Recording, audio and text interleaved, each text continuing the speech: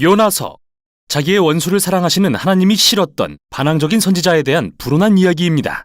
요나서는 구약의 선지서 중에서 독특한데요. 보통 선지서들은 선지자를 통해 선포된 하나님의 말씀을 기록한 데 반해 이 책은 선지자가 한 말 대신 선지자에 대한 이야기를 기록했기 때문이죠. 정말 얄밉고 형편없는 선지자에 대해 말이죠. 요나는 구약의 다른 곳에서 딱 한 번 등장합니다. 이스라엘 최악의 왕 중 하나인 여로보암 2세가 통치할 때인데요. 요나는 왕의 편을 들면서 그가 전투에서 이겨 이스라엘 북방 경계에 있는 영토를 모두 되찾을 것이라고 예언했죠. 그런데 중요한 사실은 아모스 역시 여로보암 2세에 대해 예언을 했다는 건데요. 그는 요나와는 달리 여로보암이 너무나 끔찍한 왕이라서 그 영토를 모두 잃을 것이라고 말했습니다. 그래서 우리는 이 책이 시작하기도 전에 요나의 성품에 대해 의심하게 됩니다. 요나서는 아름다운 구조를 이루고 있으며 문학적인 대칭과 균형이 뛰어나죠. 1장과 3장은 요나가 이방인들을 만나는 이야기인데요. 먼저는 선원들을 만나고 다음은 요나가 증오하는 원수인 니느웨 사람들과 만납니다. 그리고 각 부분은 요나의 이기심과 이방인들의 겸손과 회개를 희극적으로 대조하여 보여주죠. 2장과 4장은 요나의 기도를 담고 있는데요. 하나는 일종의 회개 기도이고 다른 하나는 하나님이 지나치게 좋은 분심을 못마땅히 하는 기도입니다. 이런 세심한 구성만큼이나 이 책은 독특한 서술 방식을 가지고 있는데요. 이 이야기에는 무척 전형적인 인물들이 등장하지만 역설적이게도 그들은 우리의 기대와는 정반대로 행동합니다. 먼저 하나님의 사람인 선지자가 등장하지만 그는 반항적이고 하나님을 싫어합니다. 그런데 정말 부도덕할 것 같은 선원들은 오히려 유순하고 회개하는 마음으로 하나님 앞에 겸손히 나아오지요. 또 세상에서 가장 강력하고 잔인한 제국의 왕은 어떤가요? 그는 요나의 5마디뿐인 설교를 듣고 하나님 앞에 자신을 낮춥니다. 심지어 왕의 소떼마저 회개하죠. 이런 종류의 이야기를 우리는 풍자라고 부릅니다. 이는 극단적인 상황에 놓인 잘 알려진 인물들에 대한 이야기인데요. 유머와 반어법을 사용해 그들의 어리석음과 성격적 결함을 비판하죠. 그럼 이제부터 이야기를 자세히 들여다보도록 하겠습니다. 이야기는 하나님이 요나에게 이스라엘의 적국인 아수르의 수도 니느웨로 가서 그들의 죄악과 불의를 질책하라는 임무를 주시는 걸로 시작합니다. 그런데 요나는 동쪽 니느웨로 가는 대신 반대 방향으로 향합니다. 그리고 가능한 한 가장 먼 서쪽 다시스로 향하는 배를 발견합니다. 여기서 드는 질문은 바로 왜냐는 건데요. 왜 요나는 도망칠까요? 두려운 걸까요? 단지 니느웨 사람들이 싫은 걸까요? 아직 그 이유는 안 나옵니다. 어쨌든 하나님의 사람이 하나님으로부터 도망가려고 합니다. 그는 이방 선원들이 가득한 배에 올라타고는 배 밑창으로 내려가 누워서 깊이 잠이 듭니다. 그러자 하나님은 큰 폭풍을 보내 그분의 선지자를 깨우시죠. 그때 역설적으로 가판 위의 선원들은 멀쩡하게 깨어서 무슨 일이 일어나고 있는지 다 깨닫고 있고요. 그들은 이 상황이 신의 능력에 의한 거라는 걸 분별할 줄 압니다. 그래서 그들은 제비를 뽑아 요나가 문제의 장본인이라는 것을 알아낸 뒤 그에게 자신이 누구인지 설명하라고 요구하자 요나는 종교적인 말들을 주절주절 늘어놓습니다. 나는 히브리 사람이요 바다와 육지를 지으신 하나님을 경외하는 사람이요 라고 말이죠.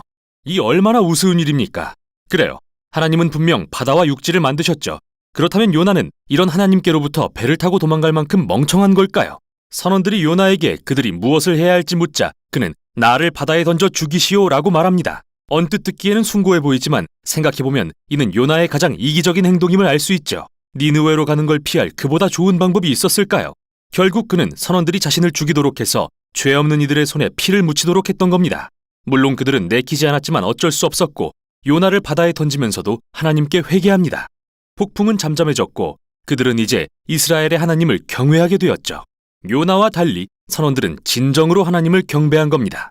그러자 하나님은 니느웨로부터 도망치려던 요나의 계획을 꺾으시고 가라앉던 요나를 위해 기이한 바닷속의 무덤을 준비하셨는데요. 바로 큰 물고기의 뱃속이었죠. 만일 이게 정상적인 상황이었다면 요나는 틀림없이 죽었겠죠. 하지만 이 이야기에서는 모든 게 뒤바뀝니다. 바다민 요나의 죽음은 도리어 그가 다시 생명을 얻는 통로가 되는데요. 이 짐승의 뱃속에 갇힌 요나가 기도하기 시작합니다. 엄밀히 말해서 그는 하나님께 회개하지는 않지만 대신 자신을 버리시지 않은 것을 감사드립니다. 그리고 이제부터 어떤 상황에서든 하나님께 순종하겠다고 서원합니다. 그러자 하나님의 응답이 참 재밌는데요. 물고기가 요나를 육지로 토해내게 하신 겁니다. 그리고 하나님은 다시 한번 요나에게 니느웨로 가서 외치라고 명하시고 요나는 그렇게 합니다. 니느웨는 거대한 성읍이었기 때문에 다 돌아보려면 며칠을 걸어다녀야 했는데요. 도착한 첫날 요나는 이런 말씀을 전합니다. 40일이 지나면 니느웨가 무너질 것이다. 히브리어로는 5개의 단어인데요. 그의 설교는 매우 짧고 또 이상합니다. 무엇이 빠졌는지 살펴보면 니느웨 사람들의 죄가 무엇인지 그들이 어떻게 반응해야 하는지, 누가 그들을 무너지게 할 것인지, 그리고 무엇보다 눈에 띄는 건 하나님에 대한 언급이 없다는 거죠. 대체 어떻게 된 걸까요? 요나가 일부러 최소한의 정보만 전달한 것일까요? 마치 자신의 예언을 자신 스스로 방해하려고 하는 것 같습니다. 니느웨가 반드시 멸망하도록 말이죠. 요나는 아무 노력도 수고도 하지 않습니다. 하지만 그의 동기가 무엇이든 간에 그의 계획대로 되지 않습니다. 왜냐하면 그가 이 5마디 설교를 하자마자 니느웨 왕과 그의 소떼를 포함한 성읍 전체가 슬퍼하며 잿더미에 앉아 회개하기 때문이죠. 이렇게 또 한 번 악한 이방인들이 도리어 하나님의 말씀에 반응하는 모습을 보여줍니다. 그분의 선지자보다 더 말이죠. 그래서 하나님은 니느웨 사람들을 용서하시고 그 성읍에 재앙을 내리지 않으십니다. 자, 이제 이 이야기가 얼마나 기발한지 알 수 있는 부분입니다. 요나의 짧은 설교의 마지막 단어인 무너지리라는, 정확히는 뒤집어진다는 뜻인데, 이는 마치 소돔과 고모라의 경우처럼 성읍이 전복되고 파괴될 것이라는 말도 되지만 무언가가 변하다, 즉 뒤집히거나 정반대로 달라진다는 의미로도 사용될 수 있습니다. 그러니 우습게도 요나의 예언은 결국 실제가 됩니다. 그가 의도한 대로는 아니지만 니느웨가 정말 뒤집어진 것이죠. 그들의 회개와 하나님의 자비를 구하는 기도를 통해서 말이죠. 이제 마지막 장에서 모든 이야기들이 하나로 모여집니다. 요나는 머리끝까지 화가 나서 두 번째 기도를 드리는데요. 먼저 하나님께 자신이 1장에서 도망갔던 이유를 말합니다. 두려워서가 아니라 오히려 하나님이 얼마나 자비로운 분이신지 알았기 때문이라고 말이죠. 그리고 요나는 대단하게도 출애굽기에서 하나님이 스스로 자신을 설명하신 내용을 인용해 도리어 그분을 모욕합니다. 하나님은 자비로우셔서 이 악독한 니느웨 사람들마저도 용서할 뿐이라는 걸 안다고 말이죠. 요나의 말에서 진절머리가 난 게 느껴지네요. 그는 대화를 끊고 하나님께 그냥 그 자리에서 자신을 죽여달라고 말합니다. 그의 원수를 용서하시는 하나님을 따르느니 차라리 죽는 게 낫다면서요. 다행히 하나님은 요나의 원대로 해주지는 않으시고 내가 화를 내는 것이 옳으냐고 물어보십니다. 요나는 하나님의 질문을 무시하고 성읍 밖으로 나가 주변 언덕에 초막을 짓고 무슨 일이 일어나는지 보려고 기다립니다. 혹시 아나요? 니느웨 사람들이 회개한 걸 도로 뉘우치고 멸망하게 될지.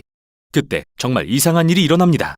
하나님이 박넝쿨로 요나를 위해 그늘을 만들어주시고 그는 매우 좋아합니다.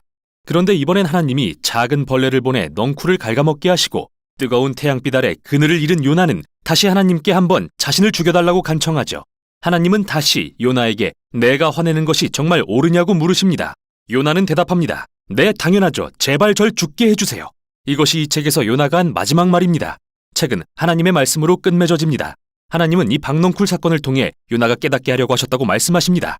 요나는 이 넝쿨 하나가 아깝고 소중해 화를 냈습니다. 고작 하루 즐겼던 식물을 가지고요. 그리고 하나님은 요나에게 사람이 박넝쿨보다 더 귀하지 아니하냐고 물으십니다. 내가 박넝쿨을 아낀 것처럼 하물며 이 큰 성읍 니느웨와 그곳에 사는 갈 길을 잃은 수천 명의 사람들과 소떼까지도 내가 아끼지 아니하겠냐고 말이죠. 이 책은 이렇게 하나님께서 요나에게 그의 원수에게 자비를 베풀어도 되는지 허락을 구하시는 듯한 모습으로 끝나는데요. 요나의 대답은 뭐였을까요? 책에는 나오지 않습니다. 그게 핵심이 아니기 때문이죠. 핵심은 이 책이 여러분에게 불편한 질문을 던지고 있다는 것입니다. 그리고 하나님의 질문은 사실 독자인 여러분을 향하고 있는 것이죠. 당신은 하나님이 당신의 원수마저도 사랑하신다는 사실이 받아들여지나요?